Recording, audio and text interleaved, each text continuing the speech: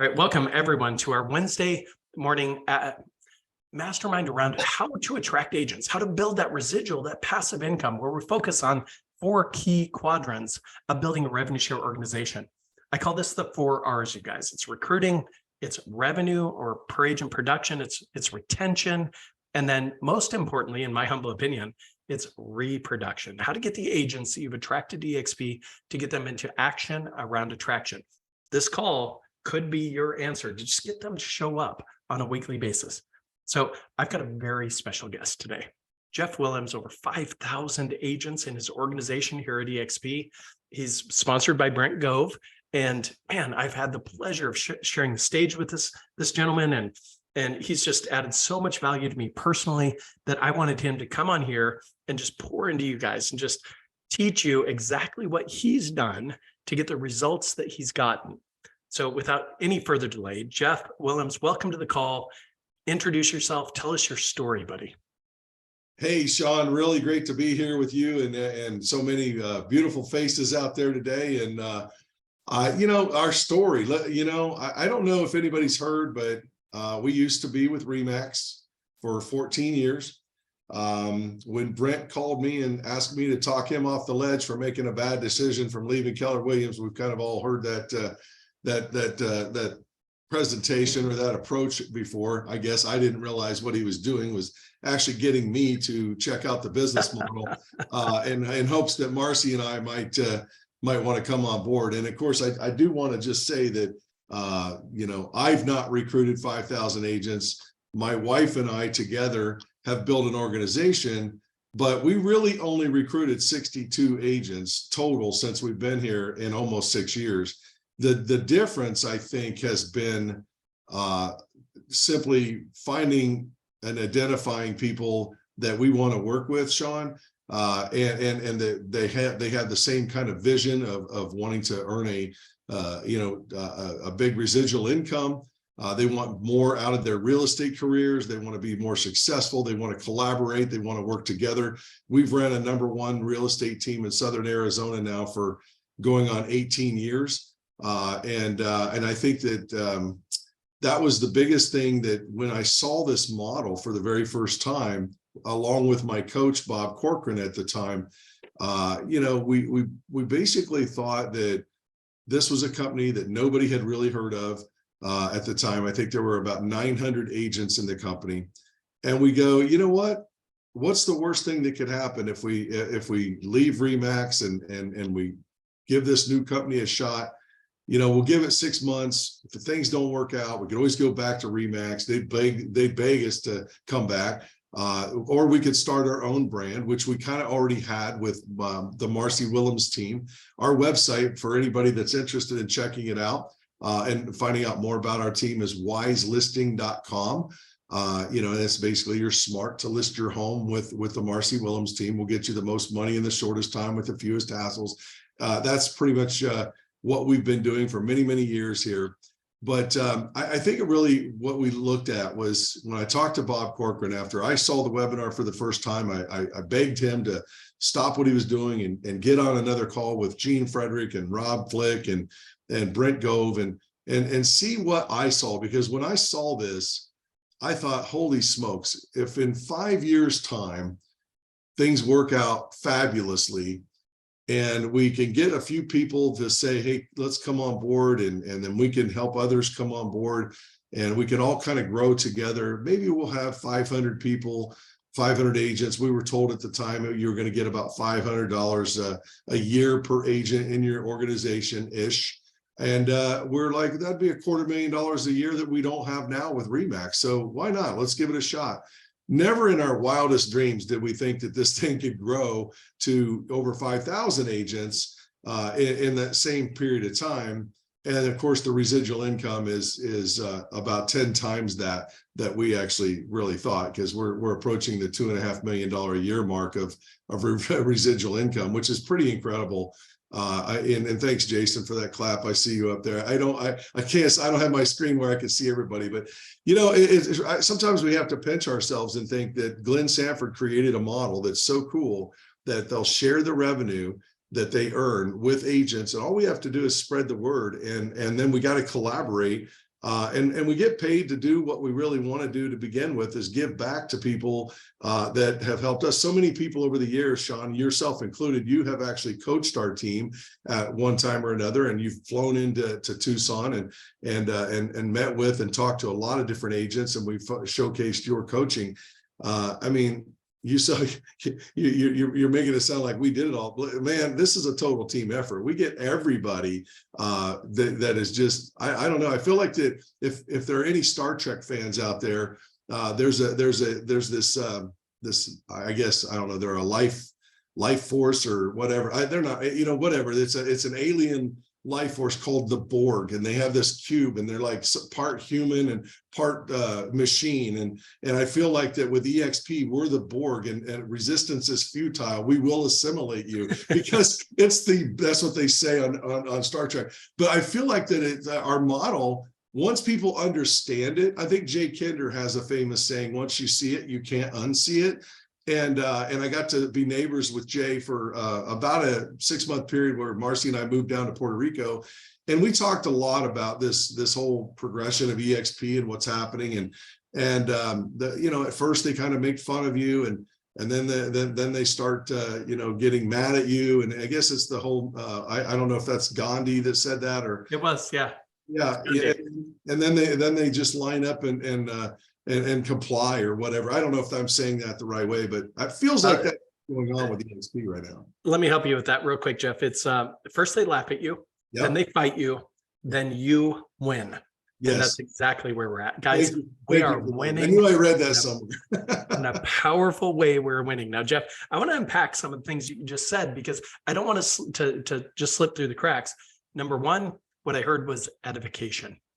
And how have you taken that upline of yours and leveraged them to get to over 5,000 agents? And by the way, what was your thought process when you reached out to them to ask them, can you help me with this agent? Talk to me.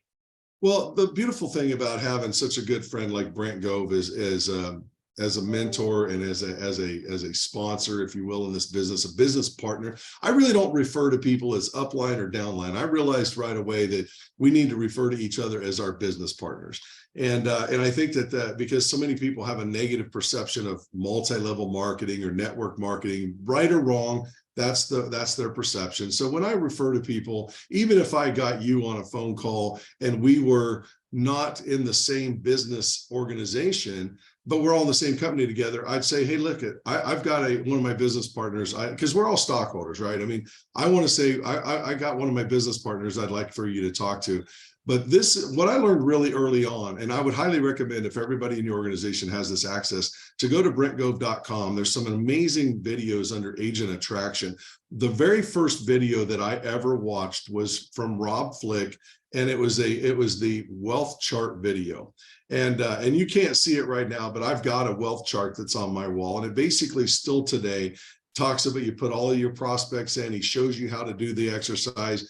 And everybody needs to have that. And honestly, you've got to start with your prospects. You've got to start with your wealth chart. You got to start with your scripts, your dialogues, what to say, what not to say. It's just like selling real estate. I mean, if there's a right way to speak to a seller.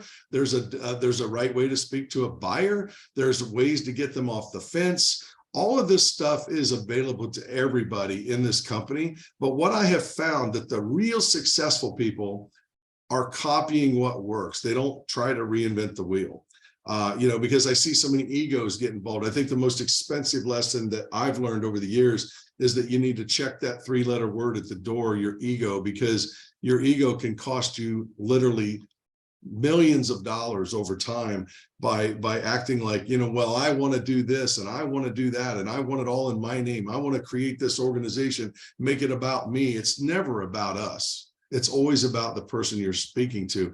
May not be the right time for them right now, but once they know the truth about EXP, they can't unsee it. They have this misperception that somebody else has told them. Like I had a guy the other day tell me up in Minnesota, I was on a 3-way call and he goes, well, I heard that all you guys do is recruit and nobody's selling anything. I said, really? Let me tell you this. And I explained to him I told him a story about Avery Carl. Avery Carl is an organization is an agent that runs a team on our 4th level, Sean. Avery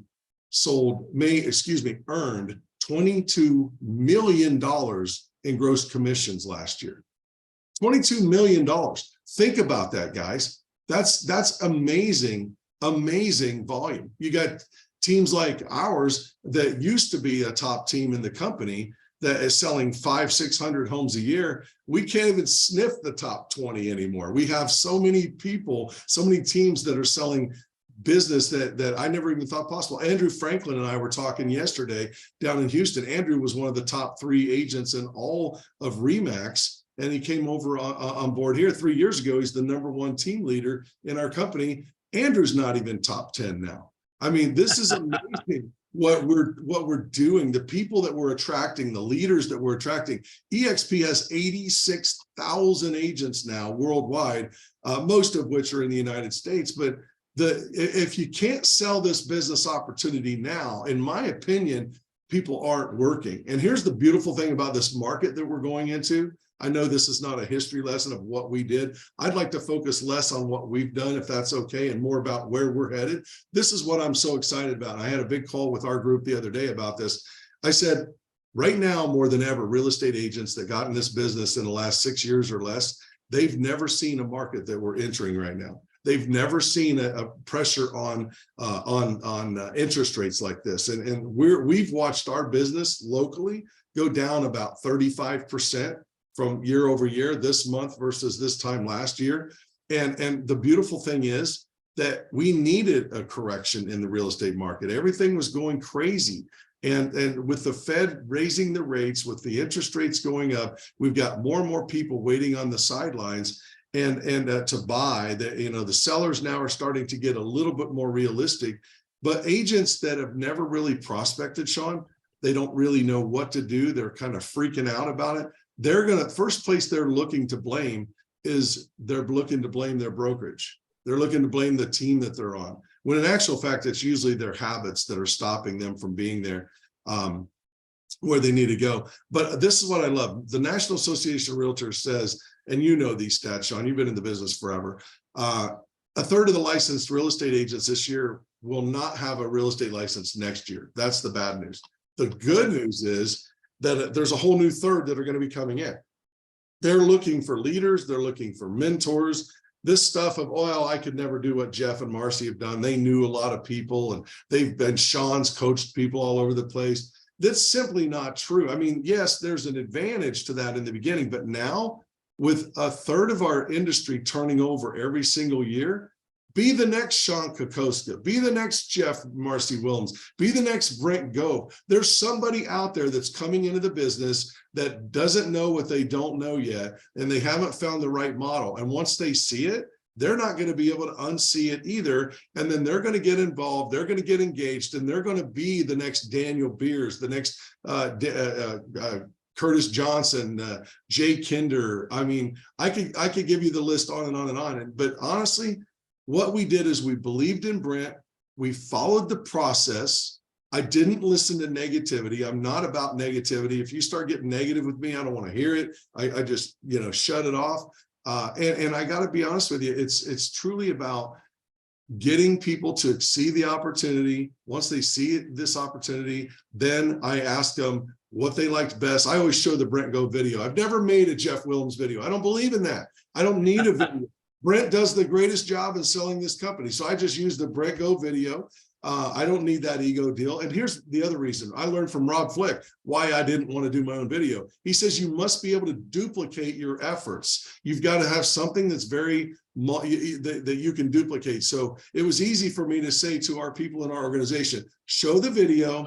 Then after you show the people the video, then you got to say, what did you like best about this company? Not, hey, what did you think? What did you like best, Sean? And then from there, they tell you. And then it's like, what else did you like? What else did you like? And then I always come back and loop it around, and I'll say, does your company offer that for you now? And of course they say no. And I say, so with that in mind, what would stop you from coming over here for 6 months? I asked my wife 37 years ago, Marsee, which you've met, and I'm the luckiest guy on the planet, in my opinion. I agree. Seriously, I married way up, guys, a long time ago. But I asked Marsee, I said, look, or this is what I told her. This was my proposal. I'm going to give you my heart and my complete commitment for life.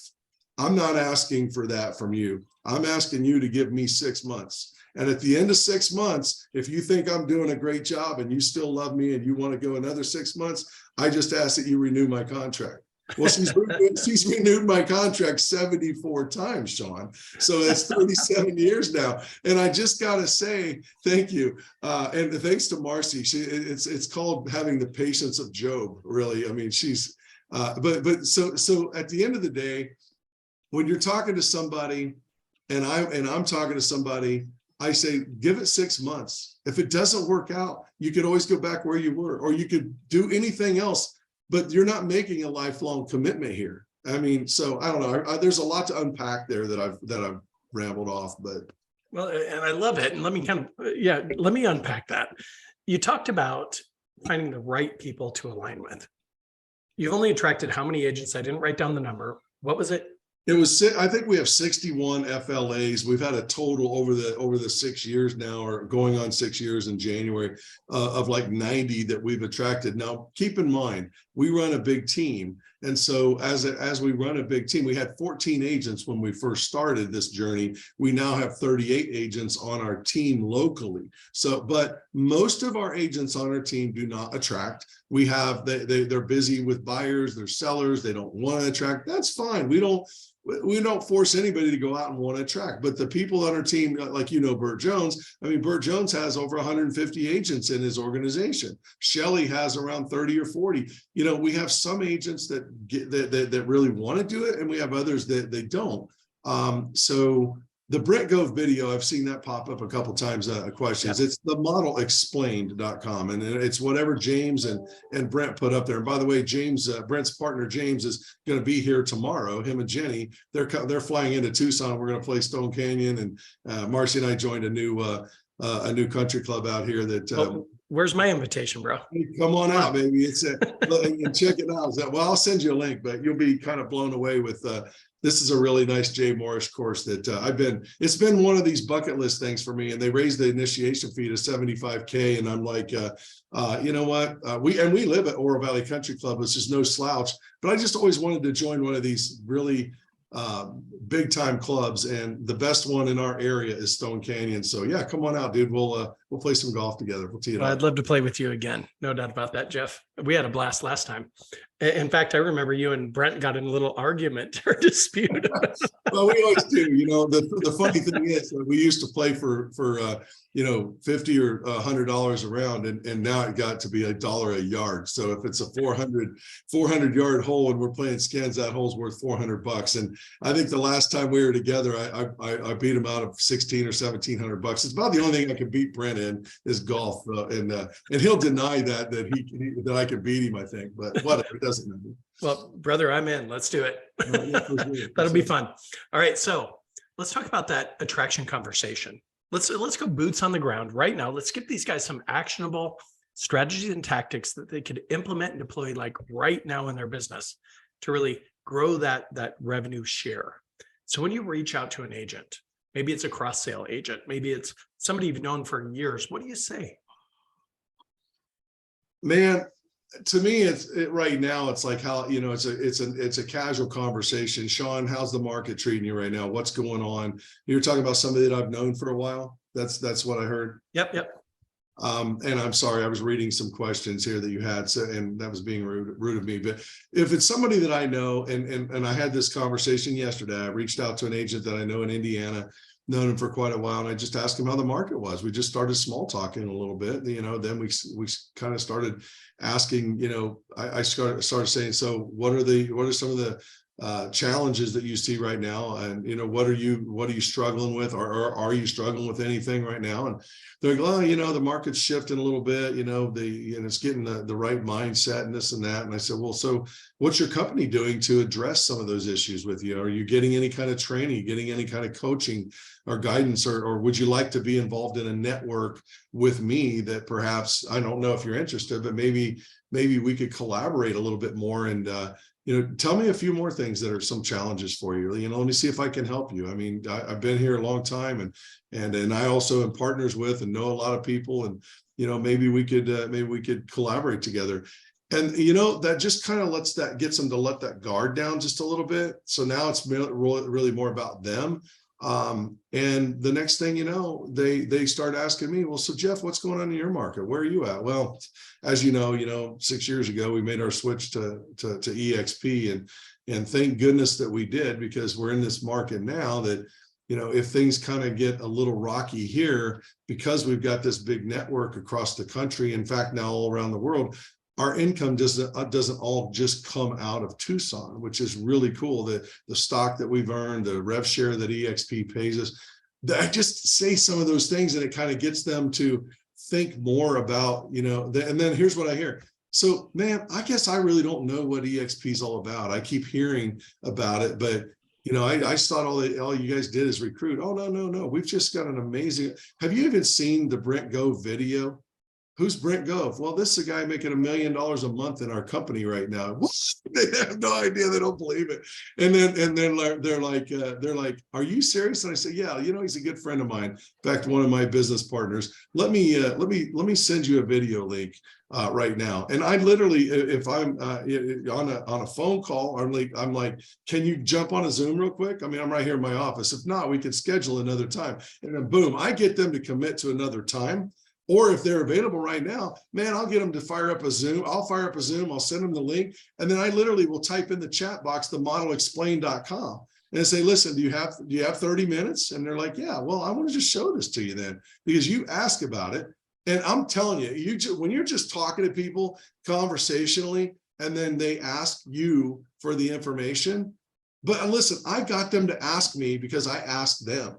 I acted interested in their well-being, and which I really am genuinely interested in what's going on, Sean. I don't think there's any real canned speech. I mean, I think you can talk to anybody in any way, but if that phone call is all about you pitching them and not just kind of having a conversation with them, I don't think it goes as well. Now, if you're saying to yourself right now, well, Jeff, I don't know as many people as you know. Well, come on.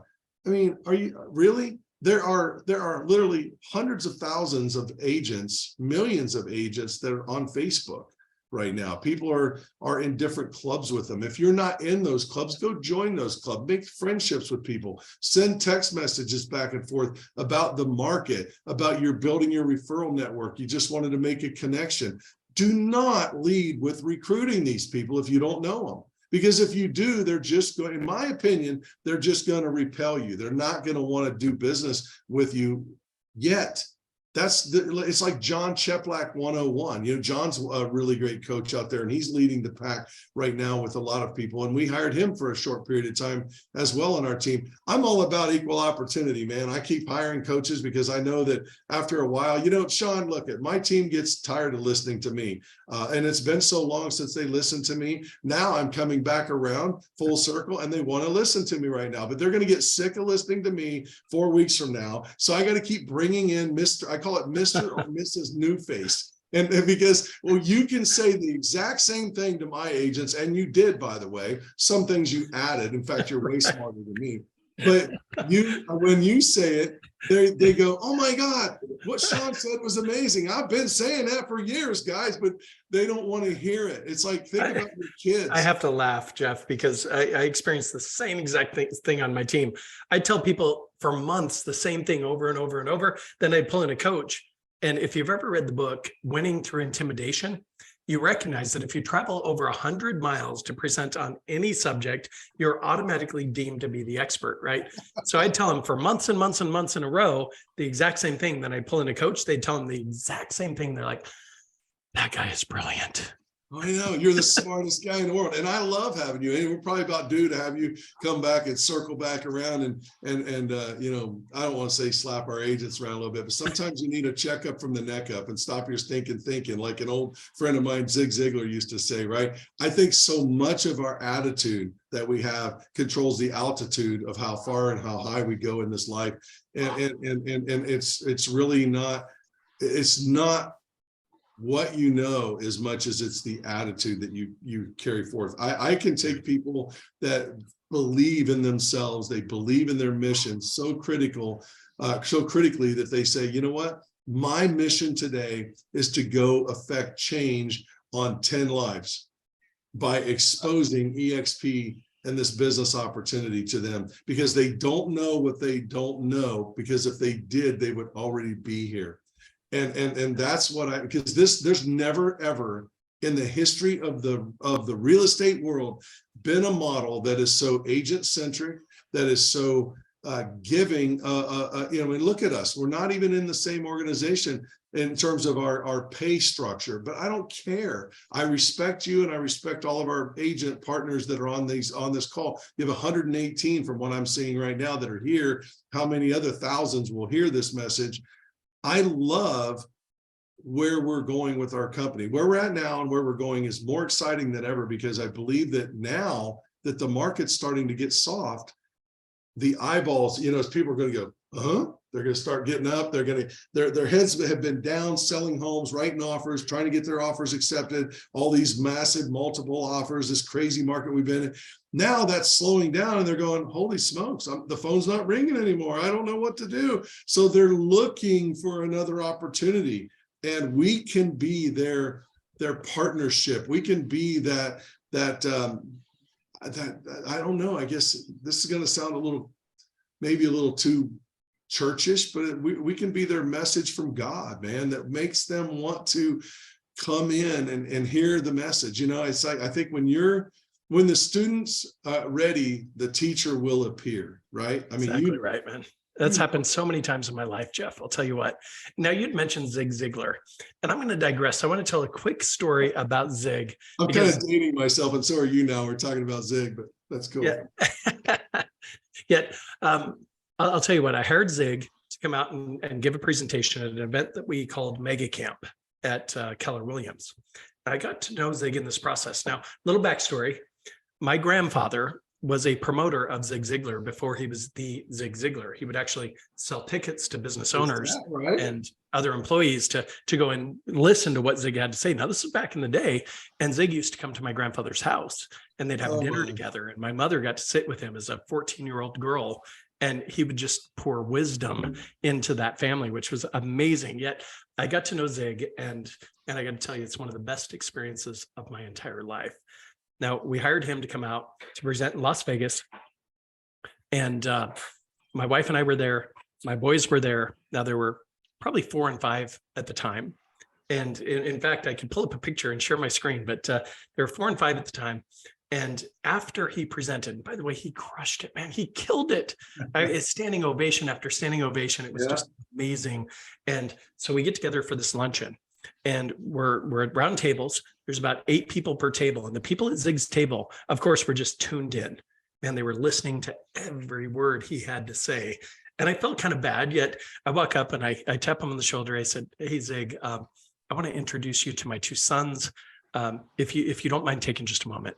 So what I probably would have done in that moment was turned around and said, "Oh, nice to meet you. Nice to meet you. You guys are you're both handsome," or whatever I might say.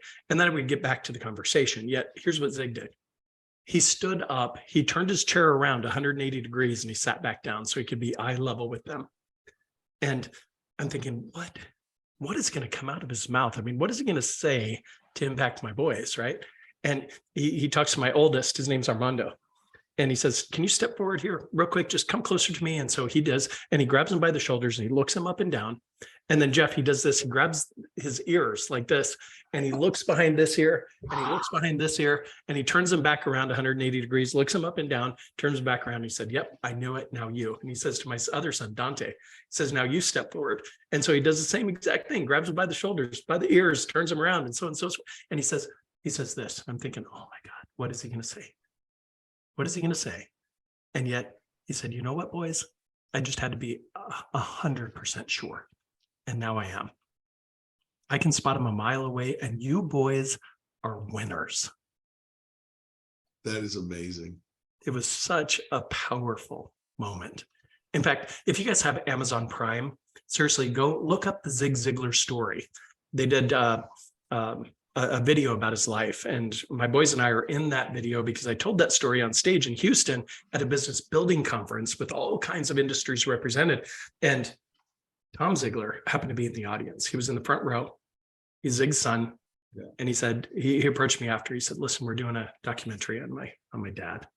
And I'd love to have that story be part of it. So if you guys want to check it out, cool. That was so much fun. So amazing. And here's the point though. Here's the point. In every conversation, in every interaction, you have a choice. You have a choice to impact somebody at a very deep level. Now, Zig made the decision after going through all kinds of financial trouble, by the way. I mean, where he and his wife are shopping the grocery store. And have you ever been in that position where you got your cell phone out or your calculator out, right? And you're adding up everything that you put into the cart? No. Now, Zig was in that position, and they recognized that their budget had been blown. Okay. So I get what you mean. I thought you meant like back. I thought you meant like now. Yeah, back in the day, we were such we couldn't pay attention. Heck yeah. Now, thanks to EXP, you don't give it. You don't care. You just throw whatever you want in the cart. But they were in that position where they had a budget, and they had added up everything that they'd put into the shopping cart, and they'd exceeded their budget. They recognized that something must come out of the cart because they don't have enough money to pay for everything. So his wife, she reaches in, and you remember back in the day, those of you that are my age or older might remember that, stockings or pantyhose, I guess we call them today, they came in those little eggs, right? Do you remember that? Yeah. I think they were called legs. She reaches in and she pulls the stocking carts out of the cart, and she walks over to put them back up on the shelf where they came from. And Zig looked down at her legs and saw that there were runs down both of her stockings. Now, that was his defining moment, you guys. That's when he decided that this is going to change. It's going to change right now. And I want this moment right here, right now, to be your defining moment, that things are going to change, that you're going to form the habits necessary to build your revenue share organization, to expose people to this amazing organization. And if you want more attraction opportunities, gang, all you have to do is create more conversations. Am I right, Jeff? You do. And I think that there couldn't be a more powerful message than what you just gave. And in fact, I learned from it. If you don't mind, I would love to share that with my team as well, because I completely believe that people get motivated by two things. I think they get motivated by inspiration, and they get motivated by desperation. And I think out of desperation makes me constantly strive to do better. People approach me all the time and tell me how fortunate or how lucky Marsee and I have it. And, that she can play golf 6 days a week, and I can work 10 to 15 hours a week now and work with our team. And we've built this big team. We got this big revenue share organization. I find that the harder that I work, the luckier I get. And I can tell you right now that this has been an 18-year process to build a real estate team. It didn't happen overnight. I mean, 18 years to be an overnight success, I guess, and so it all happened because the story that your people here don't know, or anybody that will watch this in the future about Marsee and I, we've been so broke that when the trash man comes by, I would, want him to leave 3 bags, Sean. It was that bad. And I joke around about it now, but when in our first year of marriage, things were so bad for us financially and I was too proud to get on welfare or food stamps or any of the other kind of assistance. But I knew that I could dig into the dumpster at McDonald's, because I used to work at McDonald's when I was a teenager, and they used to have this policy: if the food sat there in the bins or in the windows more than under the heat lamps for more than 10 minutes, that was back when they had the styrofoam packaging on the Big Mac or the quarter pounder or the fillet of fish or whatever. And but I knew that, like, Marsee's hungry, she's pregnant, we don't have any food. I'm going around the highway because it was going to be about another 10 days till I got paid. I got a new job, I was working hard, but it was going to be 10 more days, and we're out of food. But I scraped up enough bottles on the side of the highway that I could turn in for 10 cents a bottle, and I bought a 10-pound bag of potatoes. back then. And so I at least knew we could eat potatoes. But I was still hungry. She was hungry. So then I go and I buy some noodles, some chicken noodle soup for her, but I get so emotional when I talk about this, Sean, but we were hungry. And I got into this McDonald's and I just told Marsee, I go, I'm going to go get us some food. She goes, what are you doing? I said, I'll be right back. So I get this 5-gallon bucket out of the, I'm sorry, I'm losing it here. I got this 5-gallon bucket and it was about 11 o'clock at night, right after McDonald's had closed. I threw it up over the wall, so I could get the bucket over the wall. And then I go around the other side and I could see there's some bricks there that I could climb up inside because they had the dumpster blocked off. I got inside and then I just started tearing big bags open until I could find the one bag, because I knew there was a bag that they put the food in, the old food that had been, and it was new food, but it was been sitting there for 10 minutes. Oh, this is it. This is the ones at the Big Mac. The same thing. It was going on. So I was able to get these burgers, put them in the styrofoam packaging. Then I took the bucket and I threw the bucket over the side because I couldn't climb up with a bucket in my hand and get myself. Right. So I had to throw them over, and I knew some of them were going to probably spill out, but if I put enough of them in, then I would get enough. So then I threw the bucket over the side. I climb out.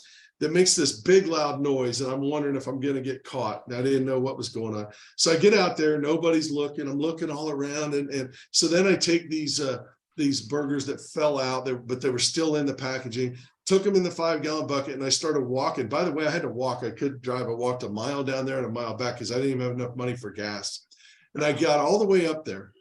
And I was so proud that I got dinner that now we can throw in the microwave. And then Marsee goes, I'm not eating that. Where? So it broke my heart. So me and our 2 bulldogs, Mickey and Jagger were their names. I fed Mickey and Jagger and myself. And oh my God, there were big piles all over the backyard a couple days later with the dogs. But Marsee didn't eat it. She ate potatoes and she and she had chicken noodle soup. And I know this story's taken longer than you probably wanted me to spend on it. But here's the point of this story. At that moment, I swore we would never, ever, ever be in that situation again. And every time I started, love it. The defining moment. And that's why I go back to what you just said. Let this be your defining moment. And anybody else that's hearing this, anytime that I start reading my own press clippings or start thinking about how great we've got it, all I do is I take myself back to the day that I climbed over a dumpster to make sure that a dumpster wall to get into the dumpster to find the food. We will never, ever go back to that situation again. And I promise you, if any of you people today, any of my friends and new friends realize that you can make anything happen in this world if you set your mind right. Again, going back to Zig, your own attitude will control your altitude, man. And I'm telling you, I was never, and I still am proud that I never got on welfare. I never got on food stamps. I've never taken a dime of a handout from anybody, including my parents. And I said, I'm going to make it. My wife, I promised her father that I would take care of her, and he's deceased now, and so is her mother. And my mother's passed. But I guaranteed her dad that she would never want for anything in the rest of her life. And you know what? I think we've done pretty good. But well, here, let me just show the result. Zoom in on my screen, you guys, if you can. Jeff sent this to me a couple of weeks ago. Yeah. But you can see the RevShare organization. You can see the amount of money that he's being paid. Yeah, let's just say on a monthly basis. This isn't annual. This is monthly. Right. Dude, you're crushing it. You deserve it. And hey, what doesn't kill us today makes us stronger tomorrow, right? 100%. What we focus on expands. It all comes back to your habits, you guys. It truly does. Comes back to your habits. Everything that we do is habit-based. In fact, well, not everything. Researchers will tell you that 97% of your actions on a daily basis are based in habit. You brought actions to the point of automaticity. So what are you going to do to change those habits? Because Here, everybody turn your camera on. If you can, turn your camera on. Seriously, just turn your camera on. And here's what I want you to do. I'm going to move my camera down just a little bit. And what I want you to do, I want you to just fold your arms. Just do that for me. Just fold your arms. Now, how does that feel? Just relaxing, feels comfortable, right? Now, do me a favor, unfold your arms, and I want you to fold them the opposite way, meaning put your other hand over your arm. And how does that feel?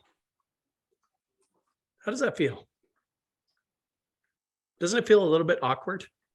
Well, of course, anytime you do something new, different, unique, special, well, guess what? It's going to feel different. It's going to feel awkward. You're going to feel like this isn't right. And that's okay. Yet Megan Oaten out of the University College of London in Australia will tell you it takes about 66 days to form a habit. That's it. Just 66 days of discipline to form a habit. So here's your job. You guys ready? Identify the actions or activities that are required for you to obtain the goals that you have for your life, to improve your income, your lifestyle, and everything else. What are those activities that are worth building habits around? And then track your progress for 66 days. That's it. Now, for many of you, it's just 5 conversations a day. That's what I would recommend. 5 conversations a day. That's it. With other agents, putting your ego at risk. And the more you risk your ego, the bigger your bank account balance gets, I guarantee you. Get 5 conversations a day. I think Pareto's principle applies, the 80-20 rule. 20% of those 5 conversations, or one person is going to say, yeah, I'm open-minded. I'd like to investigate EXP. If you did that 5 days a week, Monday through Friday, you get 5 people to say, yes, I want to investigate EXP. Again, Pareto's principle applies, the 80-20 rule. At least one of those 5 is going to ship their license over to EXP. Guys, if you want more attraction opportunities, if you want more revenue share, if you want that wake up money just showing up into your bank account, all that is required is for you to create conversations. See, when you know what to say, you know how to say it, and then you say it to enough people, guys, you're going to blow it up here at EXP. And I think you deserve that. I think your family deserves that. Now, with that said, I know Paul Hallam, you posted in the chat. Thank you for doing so. Paul is my right-hand guy here, guys. He's a consultant here at Icon Coaching.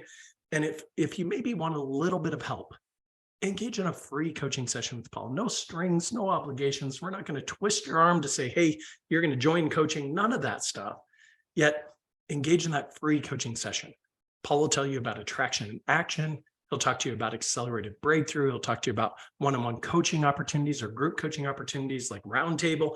Guys, there are so many things here at Icon Coaching that we can do to help you increase that trajectory. And I encourage you just to take that step, make the decision to say, I'm going to improve my life. I'm going to improve my family's lives. And in order for you to get there, it's going to require different strategies, right, Jeff? 100%. What you did today is not necessarily, or yesterday is not necessarily going to work today. So we got to evolve with the times, no doubt about that. So Jeff, we're at the end of our time yet. Tell me, what last thoughts, words of wisdom? And by the way, Jeff, one of the best calls we've ever done, brother. Thank you so much for pouring into these people and just from the kindness of your heart. I mean, I'm not paying you to be here. You're not in my revenue share organization. There is no benefit for you being here other than the fulfillment that you gain from adding value to people. So what other thoughts, parting words of wisdom, what would you say to these guys to get them into action around attraction? I honestly would say that you just have to believe in yourself enough to believe in a mentor.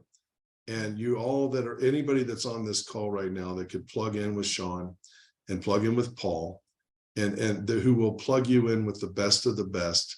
You just copy success. Everything we've ever done over 18 years in real estate, and so many people think that we have invented this or we came up with this idea or that idea, our marketing this, our marketing that. All I've done has been very fortunate to have enough foresight to go out and copy success. Success leaves clues. One of my biggest mentors that I can honestly ever point to besides Zig back in the day is Tony Robbins. And Tony Robbins learned that from Jim Rohn. And it's all about finding what works, not trying to reinvent the wheel, and just execute. Make your list of your top 100 prospects get plugged into brentgove.com. Look at the different things that are under his section for agent attraction. If you want more help on selling real estate, it's there too. But you've got one of the best real estate coaches on the planet in Sean. You've got one of the biggest organization builders. And by the way, brother, your organization is no slouch either. I mean, you guys are over a couple thousand agents now, right? I mean, it's 25. What do you got? 2,500 agents or whatever in your Yeah, group? my only regret is that I didn't start when you did. Yeah. Well, true, but good. Again, going back to that, it doesn't matter. Anybody that's on, I believe the biggest leader have more agents than point. Why? Because agents that are not here now, I mean, a third of the agents that are leaving the business, another third's coming in. And it says my internet connection's unstable. I'll wrap this up and just say this: get right with your mind, figure it out, Sean, that this is what you want to do, and then go get help and follow a plan and stick to that plan. But don't try to reinvent the wheel. You gotta find people that have built it and know that everything that you're doing must be duplicatable, because otherwise you're doing it yourself. We have people in our organization that have sponsored over 100 people personally, and then they've got about 140 people in their whole organization. I'm going, you're doing an amazing job of getting people in, but the problem is the people that you're getting in, you're not showing them how to duplicate it, or they don't think it's duplicatable because they didn't just simply show a video, edify it with a 3-way call, and then find somebody else in the organization that will help you. But then hire a coach. Because if you don't have a coach, Michael Jordan has a coach still today, helping him with his mind, his fishing, it was one of the greatest basketball players ever. He always had a coach. People that are the greatest have coaches. I got his basketball right there signed. Love I it. see all your sports. Tom Brady has coaches. Tom Brady, I mean, he's the GOAT. He's right there. I mean, I'm looking at the footballs and everything. I got my Peyton Manning football helmet right over here. I still think Peyton Manning's the greatest ever, but that's Mine's just right up there. Oh, there you go. The Bronco helmet. Yeah, I was at that Super Bowl, by the way. It was awesome. But You know what? Just hire somebody that can help you. Don't navigate the waters by yourself, because everything is a shortcut when you hire a coach. If you want it the long way, do it yourself. Make all the mistakes. Financially, it'll be devastating to you potentially. Don't make those mistakes. Hire a coach, period. Hire a coach. And don't hire somebody that's never done it. You got somebody right here that's already got almost 3,000 agents or whatever, and he'll put you in touch with people that have 5,000 or 8,000 or 12,000. And, success leaves clues. That's all I can say, man. Don't just copy success. Man, I love it. And Stacy, you just posted in the chat, Eli and now Archie joining in Utah. They're joining EXP. Is that correct? Stacy, I want to hear this. University of Texas. I can't believe you don't know that. You're right here in Austin. Eli and now Archie joining the University of Texas. I love it. Okay, I saw UT nephew. And I thought it was the state. Never mind. Not the grandpa. It's their nephew. Okay, got it, Stacy. Thank you so much. And thank you all for being here today. And Jeff, a huge amount of gratitude to you, brother. Well, I have a lot for you too, buddy. I owe you a debt of gratitude, and anything I can do to help you with your organization, please. I'm just a text away, brother. You got my cell phone. Let's make it happen. Plus, I'm going to come down there and I'm going to go golfing with you here real soon. Okay. We can hook that up. We'll get you a casita out there and we'll play some golf, and maybe you do a little horse trading with you coming out and talking to our agents again. That would be awesome. Man, I'm all in. All right, you guys. Thank you for being here, Jeff. You again, thank you for being here today and just pouring into these people. We do this every Wednesday, you guys. Seriously, just put it on your schedule. Treat it like a $2 million listing appointment. And until we talk again next time, just be on purpose, be productive, be powerful. Thank you all for being here. Bye-bye.